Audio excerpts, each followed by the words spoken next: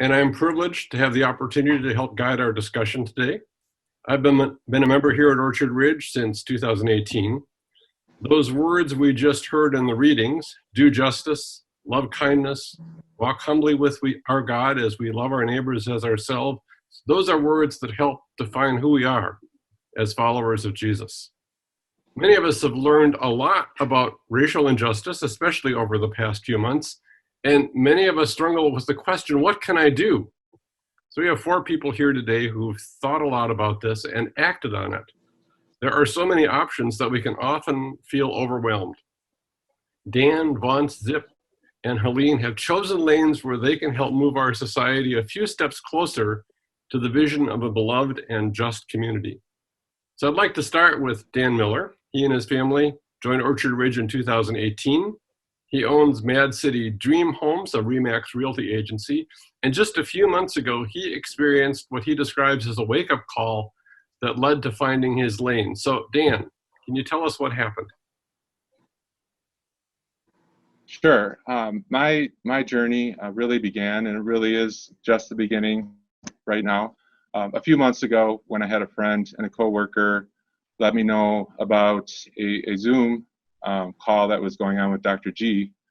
Alex G from the Nehemiah Center a few months ago, and my wife Kelly and I attended it, and there were about 400 other people that were on the call, and as I got through the presentation and the discussion, the light bulb just went off for me in a way that it never had gone off before. And I really did begin to realize it really started to sink in, just how much privilege I have, as a white male, and how so many other people don't have the same advantages that I do. So really that thought process that started at that time was, how can I become more involved? And a few of us on our real estate team are kind of have some of the same core beliefs and interests, and we reached out to Dr. G. He had made a call of action, letting people know that he needed help, and so we reached out to him and just let him know we wanted to see what we could do to help out. So we've had a few conversations over the last few months. We've shared a few ideas. We started to initiate some of those ideas together. We are working with Laleda G on her Defending Black Girlhood work, and helping out her team in the background a lot with a lot of marketing, organization, curating content for future social media posts and things like that. And talking to Dr. G here real soon, hopefully, about some ways that we can help some of his efforts at the Nehemiah Center. Those are just some of the things that we've been working on. Just the very beginning. Great. And so finding something that within your personal reaction and within your workplace, you can begin pulling people together.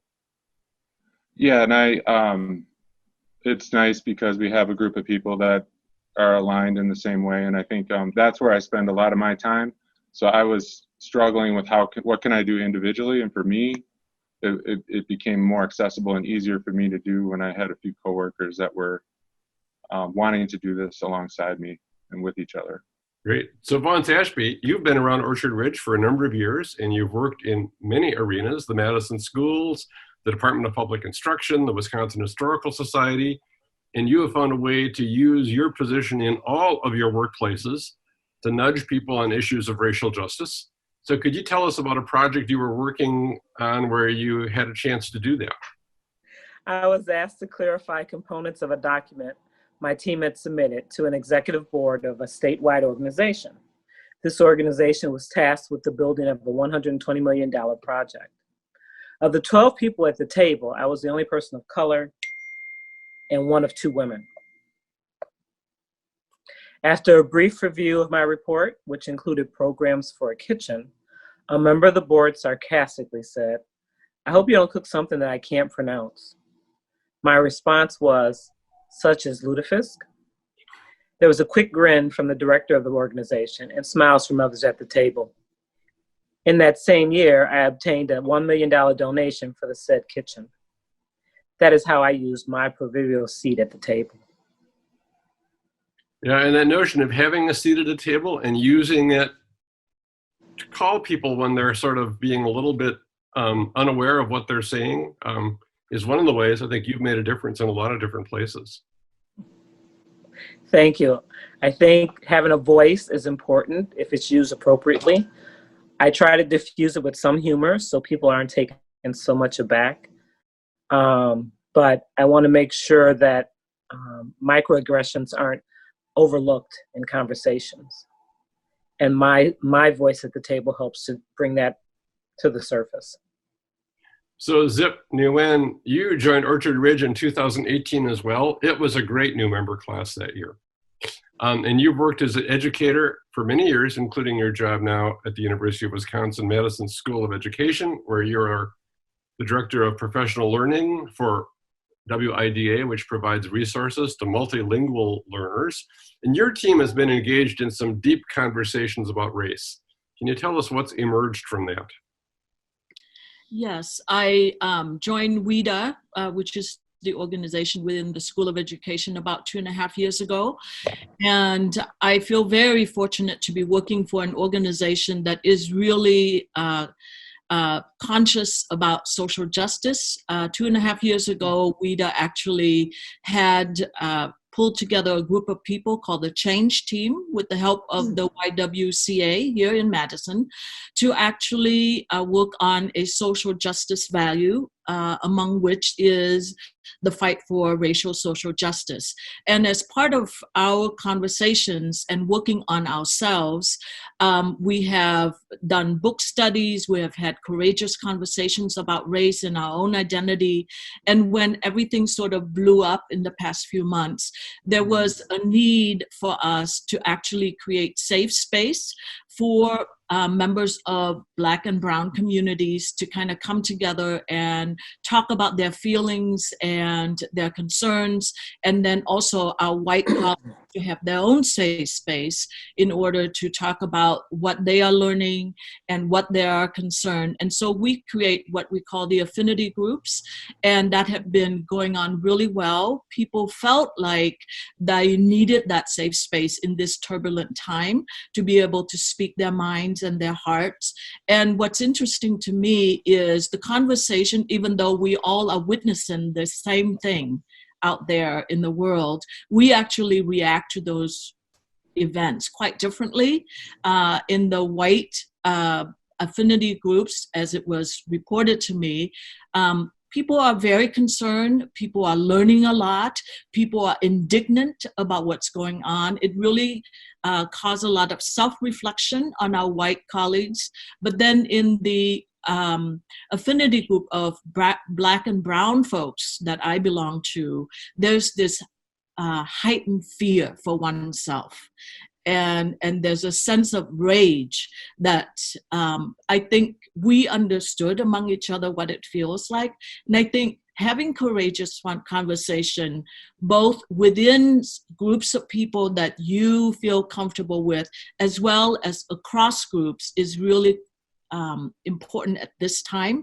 And I think that is the lane that I feel I can help along the way of us moving forward together. And that ability to realize what other people are feeling that we may not see otherwise unless you have those conversations really matters. So Helene Nelson, you've got a long history here at Orchard Ridge and a long history at leading governmental agencies and engaging with nonprofit agencies. And you've got a story about realizing sometimes white folks who have power need to step back. Can you tell us about that? Yes, sometimes we need to step up for racial justice, and sometimes we have to step back and stand behind people of color. And the story includes a little bit of both. After I retired, I joined the board of the Wisconsin Council on Children and Families, WCCF, now called Kids Forward. And that's an organization, nonprofit, that advocates for the well-being of kids by investing in better policies, systems of care, programs, and budgets. It was primarily a white board, primarily a white staff, and what you would call progressive intellectual people who believed in research for informed policymaking. That was really our lane, data and research.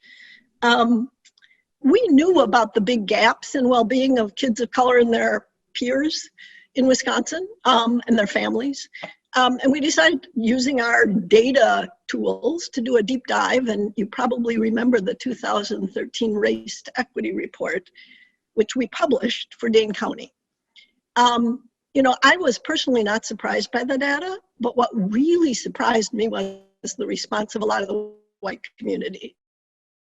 People being shocked, people saying it was a wake-up call. And I thought, this is an example of privilege, because the Urban League had published similar data years before. All the organizations that worked in these lanes had published data. And who was paying attention to what and why? And somehow our organization had a credible and privileged voice, and we raised it.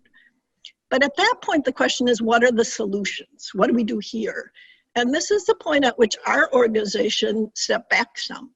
We have continued to work on equity, but the question of our lane and who we were became pertinent to us, right? How do we work with other people? How do we stand behind people of color? What does that mean? What are the real issues that other people see?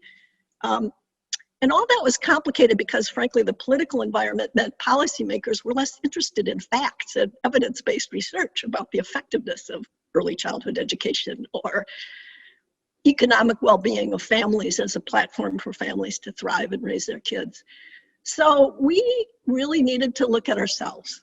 I was president of the board at that time, and I looked at our board and I looked at our staff and I said, we actually need help here looking at this.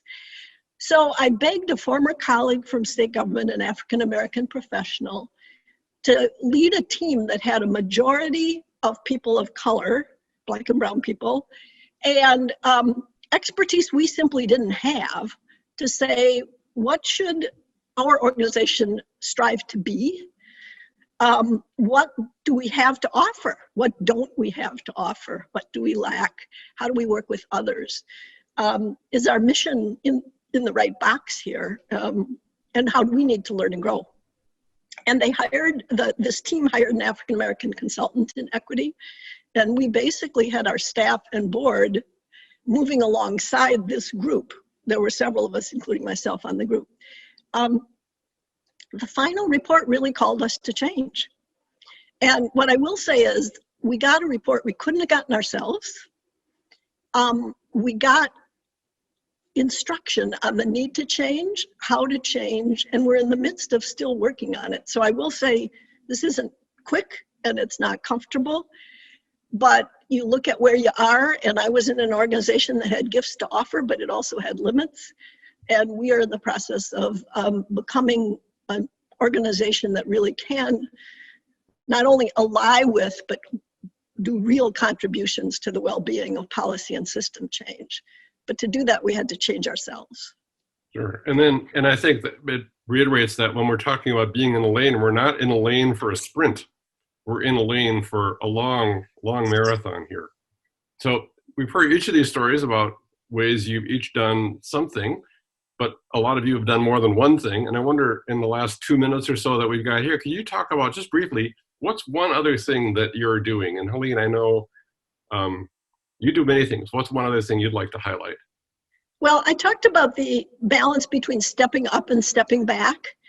A dimension of that I'd like to emphasize here is the balance between knowing what you don't know or trying to learn what you don't know and doing.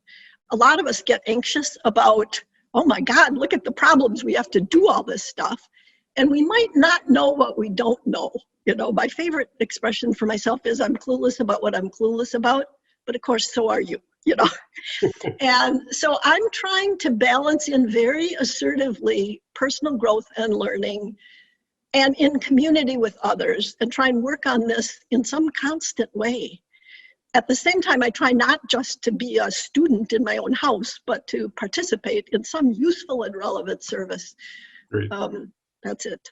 Great. So Vaughn, speaking of continual learning, you're going to be doing something at Java and Jesus right after this service. You want to just say a word about that? Yes. So one of the things that I've seen after 30 plus years in public education, as Helena mentioned, well-meaning liberals aren't aware of the different privileges they have. But I would also say people of color aren't always aware of the different privileges we have. And there are assumptions made by each group to each group that may not necessarily be true.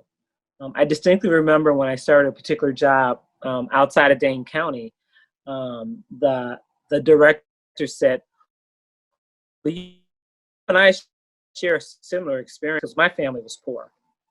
Well, you know, my family wasn't poor when I grew up. So the assumption was, it's like, no, we don't share a similar experience, and actually you're wrong. So I think what our goal is to help people realize what their privileges are. It's not a white privilege test. It's a test to show privileges because of your ethnicity, privileges because of your ability, privileges because of your sexuality, privileges because of demographics that you may share with other people. So although it does highlight some of the differences, it really does show how many similarities we have. Right, yeah, and I think in this point in time in our world, in our country, in our life, embracing our similarities and focusing on that helps when you are more aware of the things that you have privilege to do. Yep. And hopefully this exercise will help with that. Yeah, the 5 of us here went through this exercise recently, and it was really fun to do, and it was enlightening as we went through it. Zip, what's one other thing you're engaged in? Well, I'm a new member of the UCC Church, and I was asked to kind of host a little book group in my house. And I guess in reflection of what I sort of did when we studied the Barbara Brown Taylor's Holy Envy book, it makes me think about part of the work that we need to do is also to really learn about each other and each other's perspective. We are a community of faith, and it's easy to kind of think about racial justice as happening elsewhere, but really in our faith life, we can also interrogate and we can also learn about what does it mean to be a person of faith and honoring racial justice within our faith life. And I think I really enjoyed the group that I had at my house. We really learned a lot about how other people perceive God and choose their faith path. And that in itself is also a way that we can come together and really fight social injustices. Great, thanks for that. And Dan, I know you've got some other ideas of things you can be doing out of your workplace to deal with some of the economic injustices we're facing. Yeah, I would say on a personal level and a team level that we need to continue, and we are getting to know a lot more people of color in our community on a friendship level, a personal level, and taking it beyond that. What we need to do is, as a team, is we need to grow, and we need to intentionally recruit and promote our profession as a great profession for everybody to work in. And hire people of color to join our real estate team. So that ultimately, I believe, is really going to say whether or not our work has created a significant impact or not. Great. Well, thanks so much to each of you for sharing a bit of your lives, for taking us along in your lane. And thanks to everyone who is here listening to this, letting these ideas open up some of the possibilities in your own lives as each of us ponder, what can I do? Thanks so very much.